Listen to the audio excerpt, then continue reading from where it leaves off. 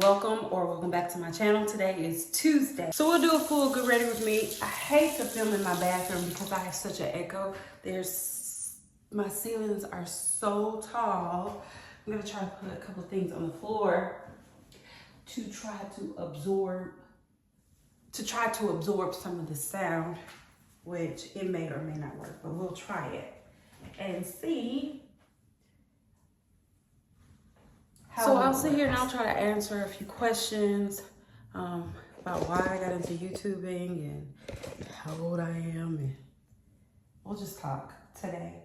So before we get started, I'm gonna start with this Neutrogena Hydro Boost cleanser for my face. Just gonna give my face a quick wash.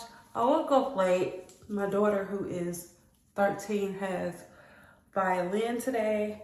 And so I'm getting ready to take a bath, take her to violin, and I wanted to do some things with the family today. So let's get out the house. We didn't get out the house yesterday. So this Hydro Boost doesn't foam that much, and honestly, my morning washes, I don't like to just really strip my face of everything that I put on it the night before that much. But just enough to clean it. Hard Candy Skin Defense this morning. All right, so let's talk about it. How old am I? I know that's a question for a lot of you guys. Maybe you're wondering, because I do have a 24-year-old, and here I am with a 3-year-old. So if I were not to be called counting my COVID years, the years we spent in the house due to COVID, I'm 43. So you could do the math. And the reason why I started, honestly, I was gonna start. I had a YouTube channel years ago. You can go back and look. I worked for a church. I did public relations, but I had some time on my hands where I put videos up of the church. I'm going in with I'm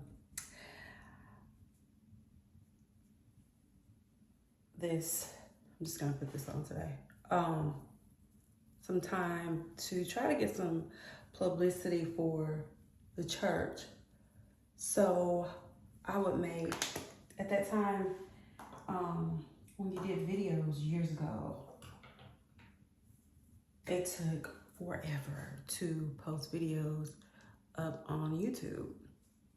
So the magic number was like either 30 seconds or a minute and 30 seconds. This is the Milani concealer. It's an espresso. It's concealer. It's 2-in-1 foundation and concealer.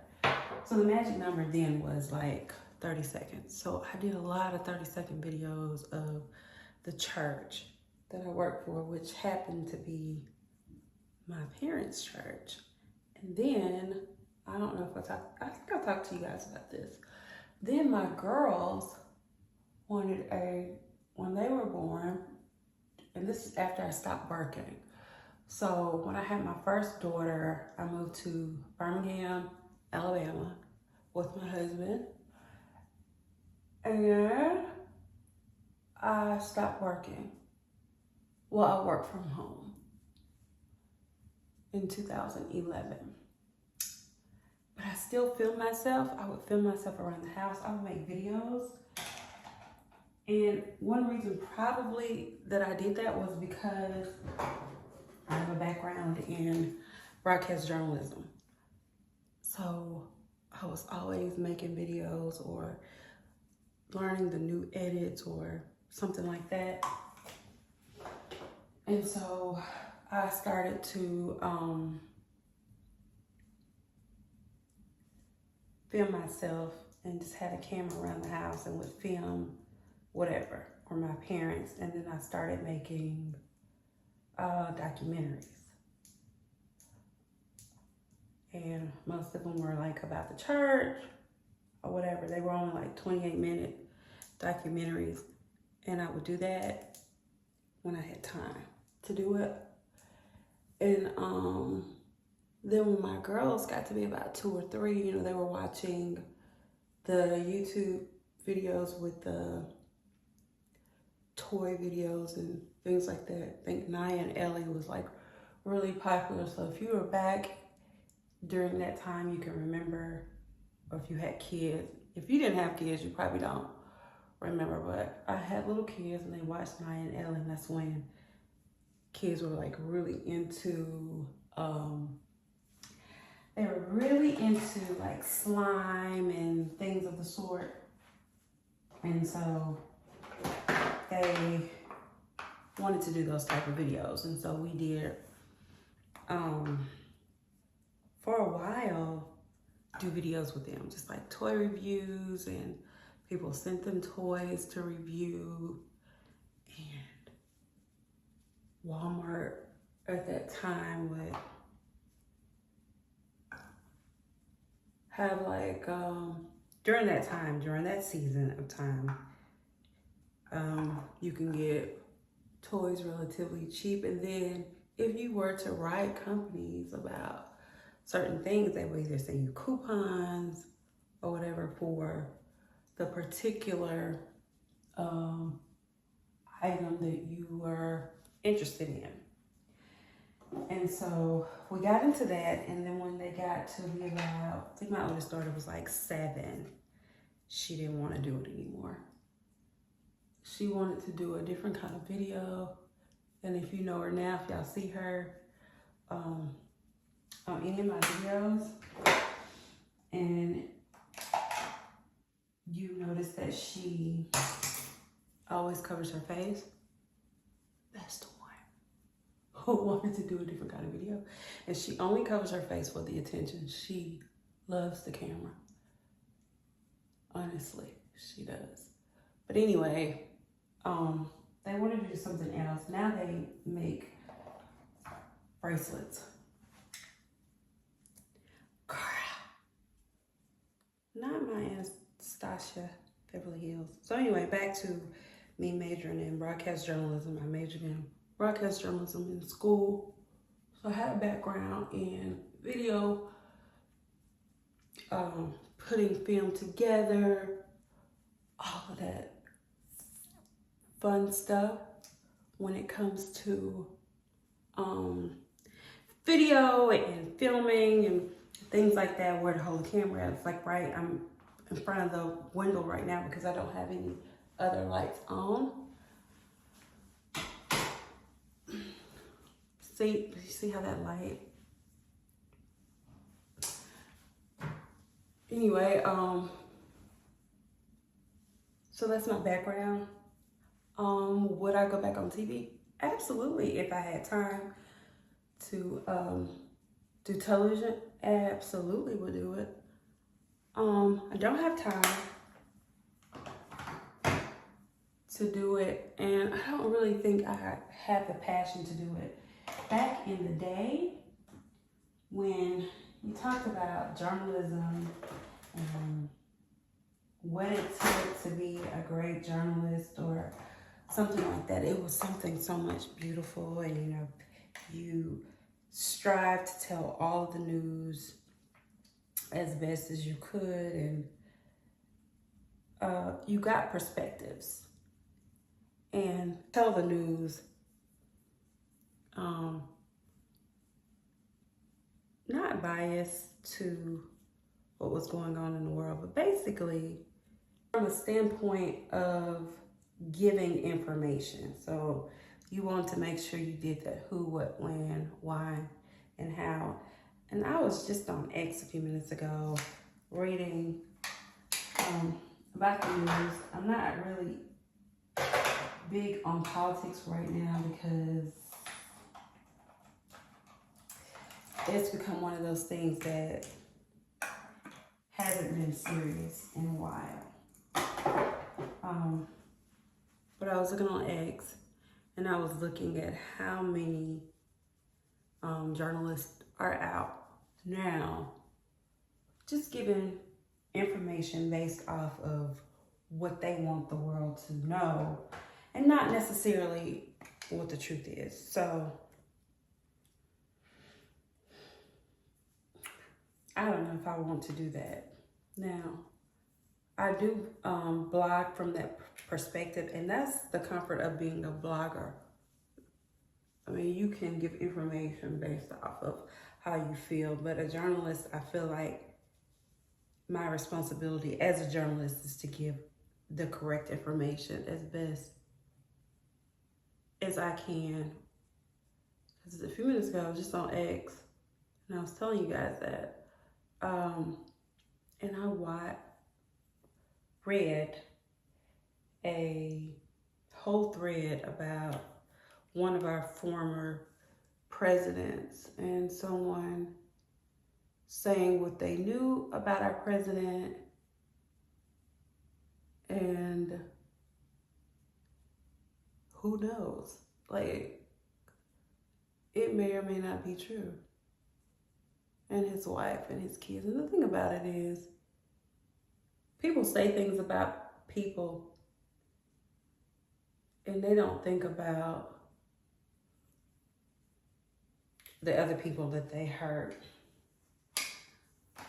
when speaking on somebody or anybody. You really do have to be careful of that, because the last thing I want to do, just as a human, is hurt somebody. I don't want to hurt anybody while giving my perspective on life. But what I would like to do as an adult is like teach people how to actually get what they're saying out and make it make sense. I think that's a part of journalism that we lack now, is getting a point out, or either like articulating a point and having your audience to understand what you're articulating. It's a lot of people that we can watch on YouTube, and they're able to tell a great, precise story. But then there are those who don't have the words or the vernacular to get their point across. And I would like to teach that, because we live in a world right now where speech, or how we speak to each other, isn't so important, because we text a lot, we tweet a lot, we write statuses in less than 50 characters or whatever. I can't even remember how many characters we can use. And it puts a big deficit on how we as a community, or as a people, as this new up and coming, the future community speaks to each other. We lack the proper education, and we may have education, like we may can write it, true enough, but we don't use it. One of the reasons, and this is all the makeup, and this is probably way more makeup than I wear during the day, but the reason why I wanted to start a YouTube channel is because I wanted to have a safe place for people who were just like me, who were stay-at-home moms or working from home moms, that happened to want or considered homeschooling their children. No, I'm not in a cult. No, I don't have any religious affiliation that will make me want to homeschool my children. I just had this one thought one day during the COVID years, where my children were at home with me, and we were getting through their lessons really, really quick. And I'm like, if you're getting through lessons this quick at home, and I mean, you guys literally COVID happened during spring break of their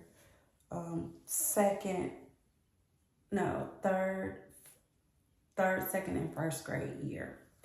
And before the end of April, they were already finished with the entire year. And you're like, so what would they have done had they still been in school all of this time? And of course, you know, it's filled with like PE and music and a lot of things. But for the most part, kids are really just sitting back doing a lot of busy work during school, but they're not learning the things that they could properly learn. And it doesn't always have to do with social, because even though kids can go to school, a lot of times kids are just not social because they're just not that type of person. So there are things like learning financing, or how to start a business, or how to create things with your hands, how to garden, how to crochet, how to knit, things like that, that may be offered at the end of school, how to do broadcast television, how to write, how to be an editor and take things out, are not taught in school. I mean, you can get that extracurricular, but you're not really taught those things in school. Then there are other things like, if I am considering marriage, what should I consider? If I'm considering a mate, what should I consider? These are things that you can really open the door to your children at home and talk about it, and have days just specifically geared to those things. Banking, how to use a credit card. What is a credit report? What does that mean for me? What does that mean to other people? These are things that you can offer. And honestly, if you're going to school 8 hours a day, you're at work, they come home, they're tired, you can't teach those things at home. But if they're homeschooled for those 3 hours a day, you can put that in. So I wanted to create a safe place for moms like me, Black stay-at-home moms, or just moms who homeschool or are interested in the homeschool process. Then I didn't want to leave out moms in your 40s who are still banging it and looking good, moms who like to indulge in skincare and fashion and makeup. I wanted to offer that, especially for my age group. We are the age group, a lot of people have talked badly about my generation, which I'm in between Generation X and the millennials. We call ourselves Zennials because we're at that awkward year where we're too young to be with the Xers, but we're too old to be with the millennials. So we're right there. We're like a subgroup. And a lot of times we get wrote off, you know. We don't get to talk about a lot of things, but I don't consider myself old. I don't consider myself aged out. I think I look very well for my age, and we still have life in us. So let's all get together, come together as a unit, 40-year-olds, and let's do it.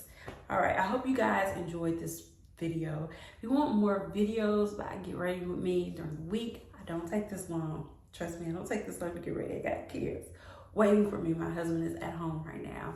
So that's another story for another time. Please put it down in the comments below and say, Tee Sha, I want you to do another Get Ready With Me. Let's chit chat. Let's have girl talk. Let's have mom talk. Moms over 40, chime in. Let's talk. I've got kids that are in college and I have a baby. I got a lot to talk about. I have a lot to offer you. So until next week, remember to like and subscribe and share this video with a friend. See you guys.